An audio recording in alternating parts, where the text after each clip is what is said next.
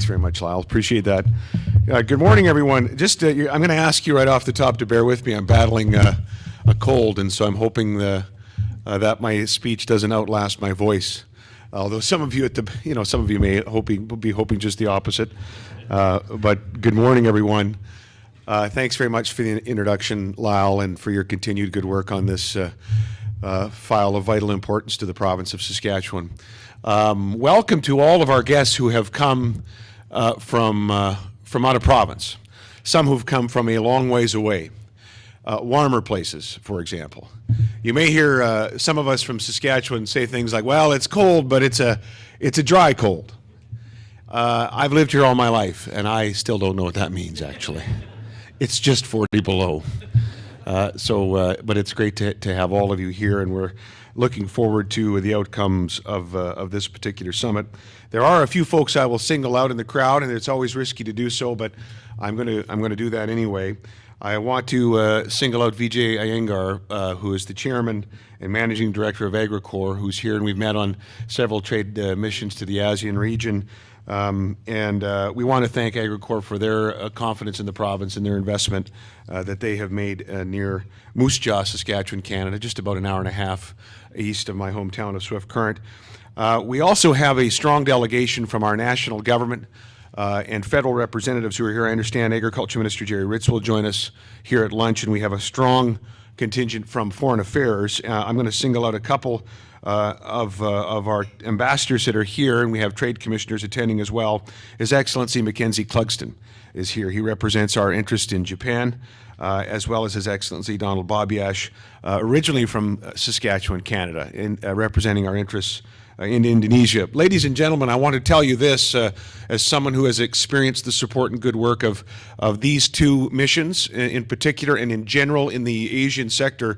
This country and this sector in particular, agriculture, is very, very well served by the foreign affairs team that we have in that region of the country. I got to know His Excellency a little bit in Indonesia during our mission there, and then recently in Japan. Hope to get back to Indonesia and work with Ambassador Babiash, but I will just say that it was an inspired choice for Japan, your choice by the Prime Minister.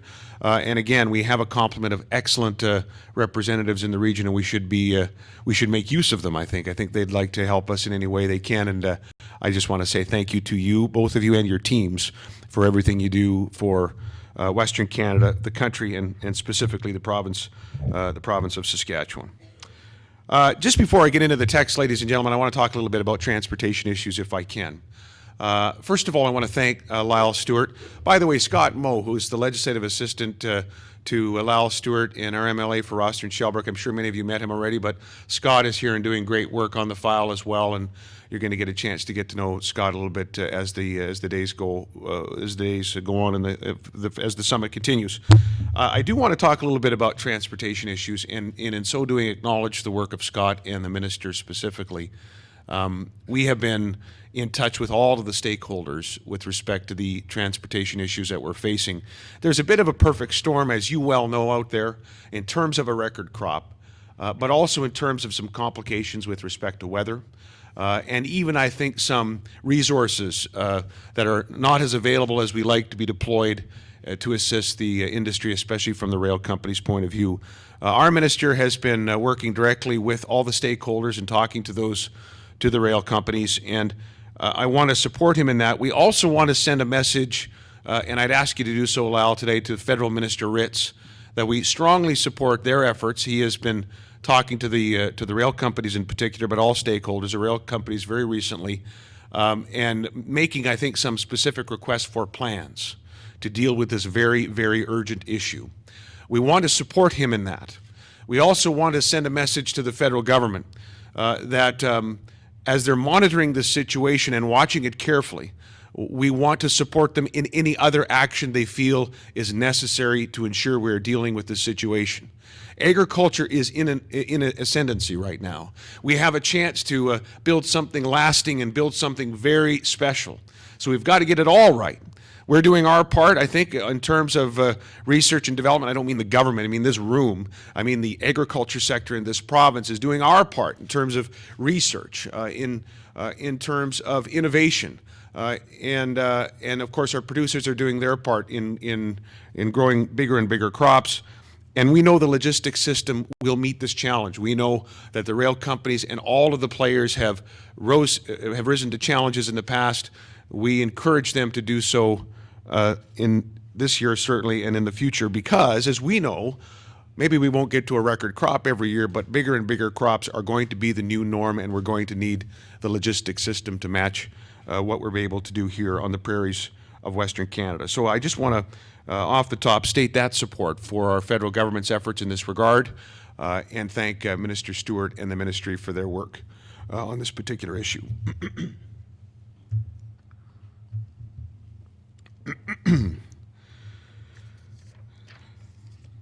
The best part of my job, ladies and gentlemen, bar none, is the opportunity to spread Saskatchewan's message around the world. Maybe even to sell just a little bit of Saskatchewan to different parts of the world, or at least be in the company of those who can do the selling and hopefully provide the right atmosphere for it. It's interesting because when I first got this job, I wondered, to the extent that Saskatchewan was known around the world, what would we be known for? And I had some thoughts on that. I thought, well, it's going to probably be potash. 40% of the world's reserves are right here in this province. A pretty strategic fertilizer. And yeah, there's certainly some knowledge of that industry. And I thought, if it's not potash, it might be oil. We sell more oil to the United States than Kuwait, for example. The Bakken Formation, which we grudgingly share with North Dakota and Montana, although we're trying to take care of that through horizontal drilling. That is the largest geological formation of conventional oil, according to the U.S. Geological Survey, bigger than Prudhoe Bay. So I thought it might be oil, and certainly there's a bit of an awareness there. And I thought it might be uranium. 17% of the world's uranium production, the highest grade uranium in the world, comes from the province of Saskatchewan. Not from Canada, but basically limited to the province of Saskatchewan, a little bit in our north.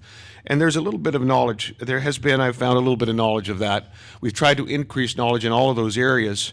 But I was surprised to find out that it's agriculture, really. That's the door opener for this province as I travel around the world. It's the fact that 49% of the world's lentil exports come from 18 to 20,000 Saskatchewan farmers, 37% of the world's pea exports, 37% of durum exports, 26% of the world's mustard exports, 24% of the world's flaxseed exports, and the list goes on, and there's little specific facts even from our most recent trade mission that stand out. For example, 17% of Japan's malting barley needs come from the province of Saskatchewan. So when you're talking beer, you get people's attention. In Japan, it's that product. In canola seeds, it's true in China. We look at numbers in India when we were there, just the year prior to us being for my trade mission in India, and more on that in a moment. Lyle's heading back there. But the year prior to my trade mission there, of all of the Canadian exports to that growing, emerging economy, Saskatchewan accounted for 44%. 3% of the population of the country, 44% of all of our exports to India, principally some fertilizers, certainly potash, principally agriculture, pulses.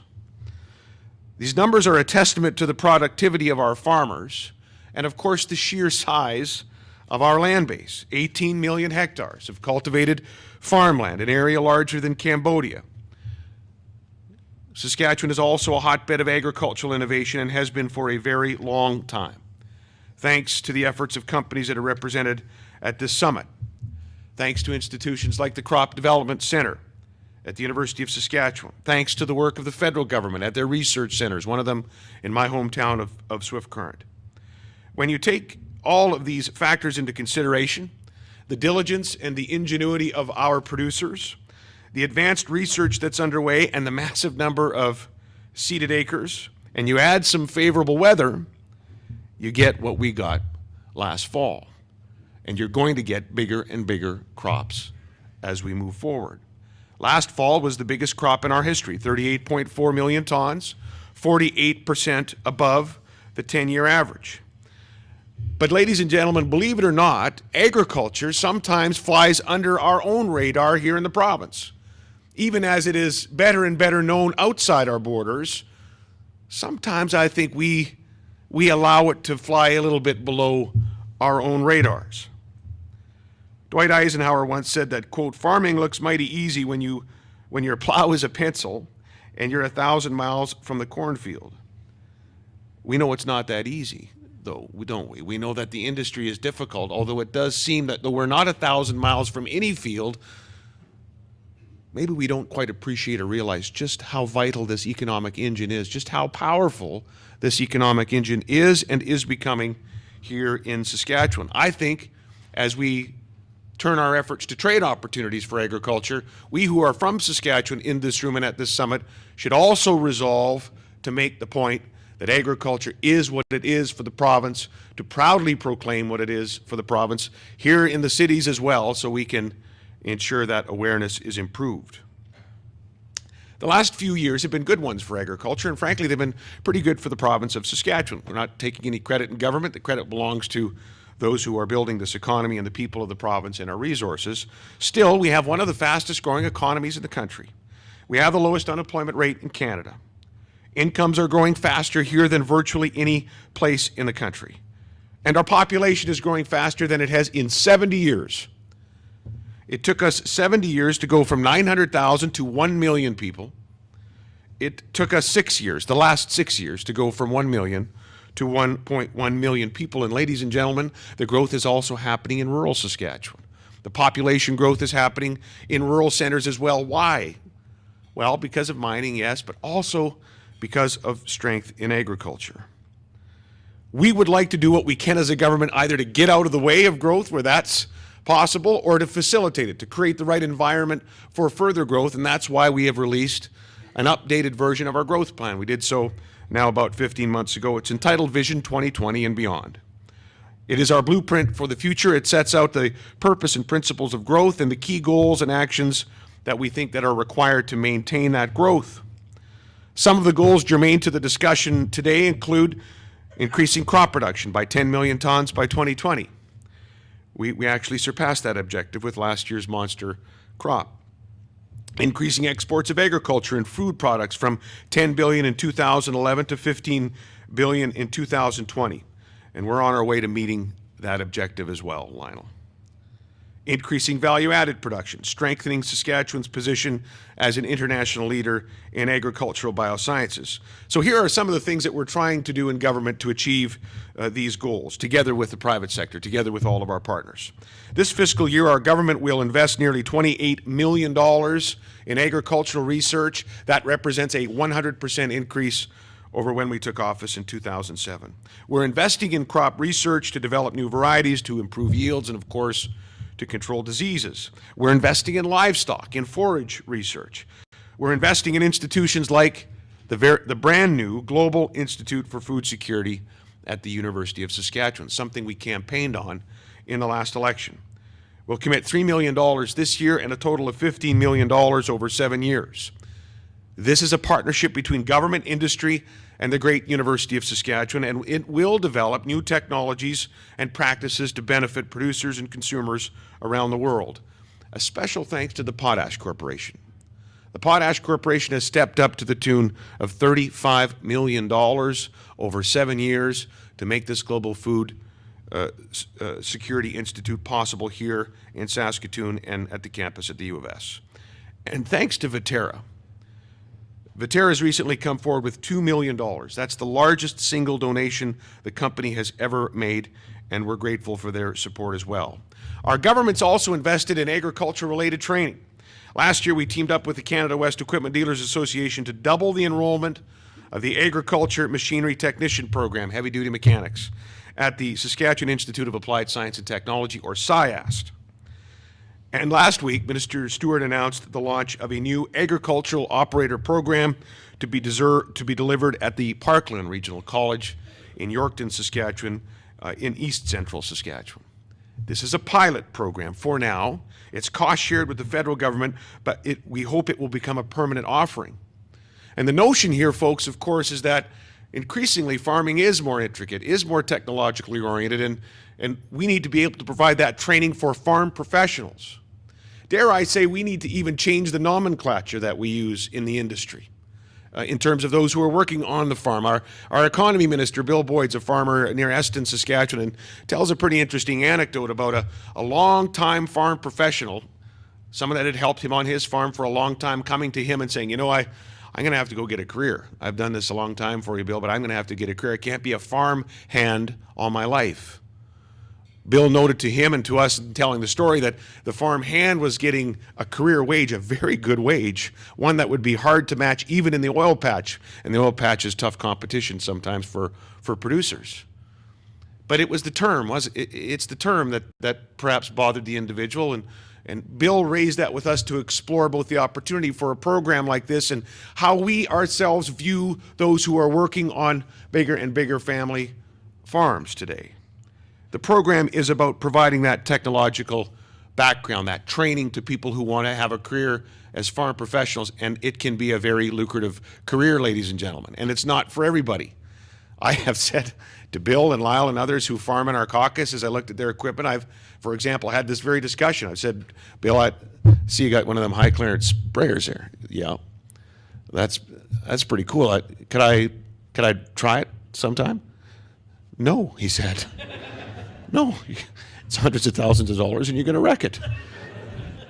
It's entirely the point about the program that Lyle has announced with respect to this pilot project. So these are some of the initiatives intended to support the industry to make sure we have a product to sell. What about market development? What about engaging with our customers and telling our stories? In our growth plan, one of the 6 core components of our growth agenda is that engagement. International engagement. This is a personal priority for me. We've of course, made several trips to the United States, to India, to Bangladesh, to the Asia-Pacific region, on a number of occasions to China, Hong Kong, Japan, Indonesia, the Philippines, Singapore. Our ministers and deputies are out there as well. Next week, Minister Stewart leaves on a trade mission to India, the UAE, and Morocco. We've increased support for the Saskatchewan Export and Trade Partnership, known as STEP. This is a private-public partnership of government and exporters to do precisely what we're talking about here, to engage with the rest of the world. It's headed by Lionel LaBelle, who has done an outstanding job. We've asked Lionel to take over this file soon after being elected to government.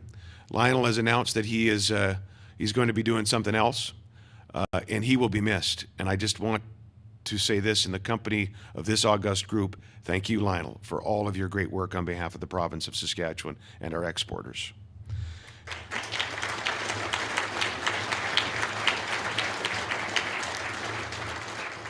In the last 5 years, STEP has organized and supported 78 agricultural trade missions and 91 incoming trade missions, buyers coming to the province to visit with their suppliers.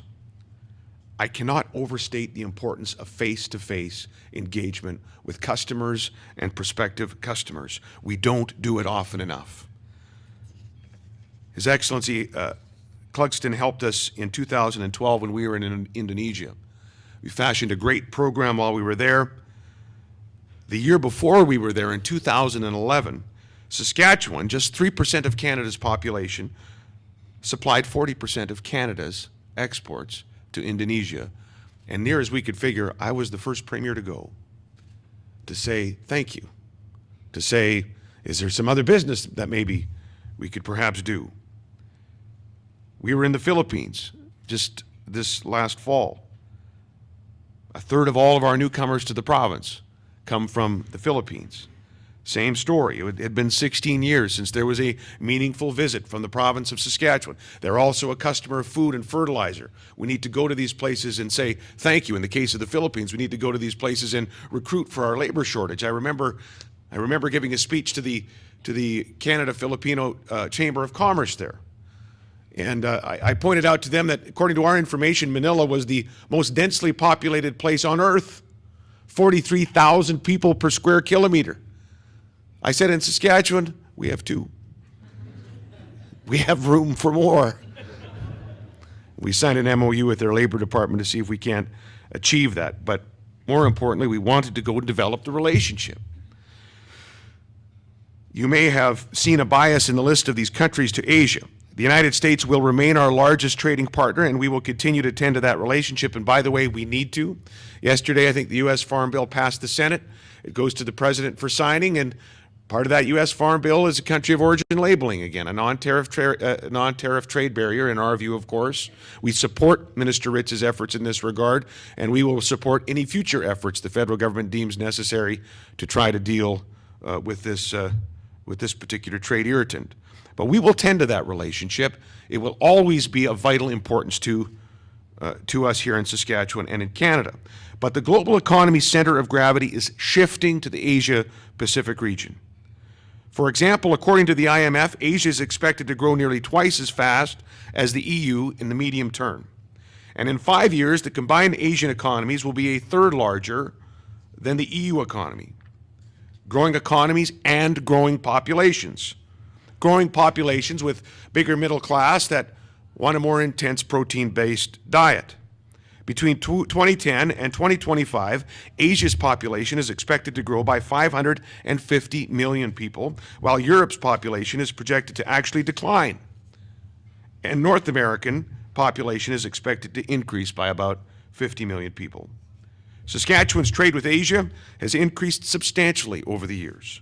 But overall, Canadian trade with that region as a percentage of total trade has remained constant in the last 20 years. Think about that now. Think about the growth that's happening over there, and think about the specter of our percentage of trade there staying the same over that 20-year period of growth. You know, we all like to quote Wayne Gretzky when he talked about his prowess. He asked about what made him so successful, and he said, well, you know, I don't worry about where the puck is. I try to go to where the puck's going to be. And we all quote Wayne Gretzky, but we don't always act on his advice because the puck's been in Asia and will be there for some period of time, and we have yet to go there in a meaningful way, I would suggest. There's opportunity to do that now with the conclusion of CETA, and more on that in a moment. It's why, by the way, our government here in Saskatchewan has established the Asia Advisory Council to provide guidance on trade and investment. Lionel LaBelle is on the council. We thank Harold Fast of Fast Genetics for being on that council as well. It's also why we established a new international scholarship program for business students, enabling them to study in Asia. And by the way, we don't mind if they stay there. We want that knowledge on the ground. We want to build that connection. And we're hoping to see a great uptake in that particular scholarship program. We also need market access to boost exports. We need that overall structure of trade agreements going forward in the region. Free trade agreements like CETA. Credit the federal government for hurting all of us provincial cats and all the sector cats and concluding the Canada-EU Comprehensive Economic Trade Agreement. Credit the federal government for engaging in the TPP, the Trans-Pacific Partnership. These are vitally important for the province of Saskatchewan, where more than 97% of farm cash receipts come from export-oriented sectors. In this province, we live or die by trade. We support free trade. We support freer trade. CETA is Canada's most significant bilateral trade agreement since NAFTA. The Canadian Agri-Food Trade Alliance estimates the agreement could boost agri-food exports by $1.3 billion a year. That's free trade with a region that has a declining population. Imagine what freer trade with fast-growing Asia will mean for this sector and other sectors of our economy. Our government was pleased that Canada joined the TPP, as I mentioned, the negotiations in 2012, and I think we're a force for good in Japan on that front as well. TPP countries represent $4.4 trillion in global exports, 658 million people, and a combined GDP of $20.5 trillion. These are inviting numbers. We urge Canada to pursue TPP opportunities. But we also urge our federal government to pursue bilateral trade agreements. They're working on the South Korean file. We advocate continued work on that particular file. They've opened up discussions in Japan. We want to be a force for good and support for that as well. Our country has not yet signed a free trade agreement anywhere in Asia. Not one. By contrast, Australia has agreements with Malaysia, Singapore, Thailand, and along with New Zealand, a free trade agreement with ASEAN. The U.S. has agreements with South Korea and Singapore, as does the EU, and New Zealand has agreements with China and Malaysia. Ladies and gentlemen, we need to get in this game. This needs to be our next priority, this pivot to Asia, and I see encouraging signs from our federal government that this is the case. So, I've discussed how we can boost exports of Saskatchewan agricultural products, and of course, I know that's the focus of your deliberations at this particular summit, and where it was the focus of discussions last night, I understand. How can we sell more around the world? As you do this, you probably won't spend a lot of time examining your motivations behind all of this. Beyond, it's good for companies, it's good for our economy in Saskatchewan, it's good for the Canadian economy. But today, by way of conclusion, I'd ask you to consider the broader implications of expanded, freer, fairer trade, the higher purpose, if you will, of what you do. Edmund Burke, the great 18th century statesman, said, "Free trade is not based on utility, but on justice." The justice of trade is found in many places, and it's found in this number, 700 million. That's the number of people worldwide lifted out of extreme poverty from 1990 to 2010. 700 million, in large measure because of liberalized trade. Many of them living in China, many of them living in India, two countries that have embraced at least some free market reforms and are trying now to compete with the world, with obviously more work needed to be done. It's important we get beyond the numbers, even the specific numbers you'll be talking about today, and consider the importance of trade to that region as well as to our region. Ladies and gentlemen, in this world today, the fastest growing economies, with that burgeoning middle class, they prize two things above all. We've learned it from our missions: food security and energy security. In that world, I like Saskatchewan's chances. I like Canada's chances. We need to step through a door of opportunity that is there. That opportunity is not just current, it is a long-term proposition. Thank you very much for being here, and good luck in your deliberations.